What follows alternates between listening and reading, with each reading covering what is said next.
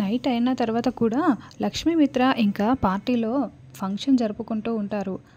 Manisha plan ప్రకారం మత్తు పౌడర్ని తెప్పించి ఉంటుంది. ఎవరూ చూడకుండా ఒక జ్యూస్ గ్లాస్లో ఆ మత్తు పౌడర్ని కలిపేసి అందులో కూల్ డ్రింక్ పోసుకుని రెడీ చేసుకుంటూ ఉంటుంది. తర్వాత మిత్ర ఫంక్షన్లో ఒక టేబుల్ దగ్గర కూర్చొని ఉంటే, మిత్ర నువ్వు హాట్ డ్రింక్ తాగనని చెప్పావంట, కనీసం ఈ కూల్ డ్రింక్ అయినా తాగు మిత్ర తాగు అని మత్తు పౌడర్ కలిపిన ఆ కూల్ డ్రింక్ని మిత్ర చేతికి ఇస్తుంది.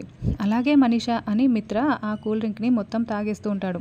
ఎస్, నేను అనుకున్న ప్లాన్ ప్రకారం మిత్ర ఈ మత్తు పౌడర్ని కలిసిన కూల్ డ్రింక్ని తాగేశాడు. ఇక తర్వాత ప్లాన్ అమలు చేయాలి అని మనీషా మనసులో అనుకుంటూ సంతోషపడుతూ ఉంటుంది. లక్ష్మి ఏమో వేరే అమ్మాయిలతో ఆడవాళ్ళతో మిత్రకి దూరంగా నిలబడి మాట్లాడుకుంటూ ఉంటుంది.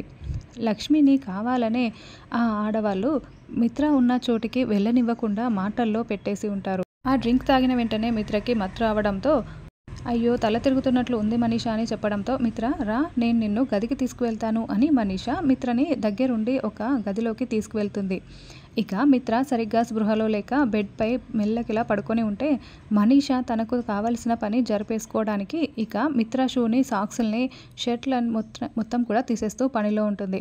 ఇక్కడేమో లక్ష్మి మిత్ర కనిపించడం లేదని అక్కడున్న ఆడవాళ్ళ దగ్గరికి వచ్చి మిత్రని చూసారా అని అడగడంతో, ఇందాకే ఏదో ఫోన్ కాల్ వస్తే అర్జెంట్ పని ఉందని వెళ్ళిపోయారే, మీకు తెలియదా అని చెప్పడంతో, అవునా మిత్ర గారు ఇంటికి వెళ్ళిపోయారా అని లక్ష్మి ఒక్కతే ఇంటికి వస్తుంది. ఏంటమ్మా మిత్రతో కలిసి వెళ్ళిన దానివి, మిత్ర నువ్వు కలిసి రాకుండా ఒక్కదానివే వస్తున్నావు అని జయదేవ్ నిలదీస్తూ ఉంటాడు. అయ్యో మామయ్య గారు, ఆయన ఇంటికి వచ్చారని చెప్తేనే నేను ఇంటికి వచ్చాను, ఆయన ఇంటికి రాలేదా మామయ్య గారు అని లక్ష్మి కంగారు పడుతూ ఉంటుంది. రాలేదమ్మా అని జాను, వివేక్, జయదేవ్ అందరూ కూడా టెన్షన్ పడుతూ చెప్తూ ఉంటారు.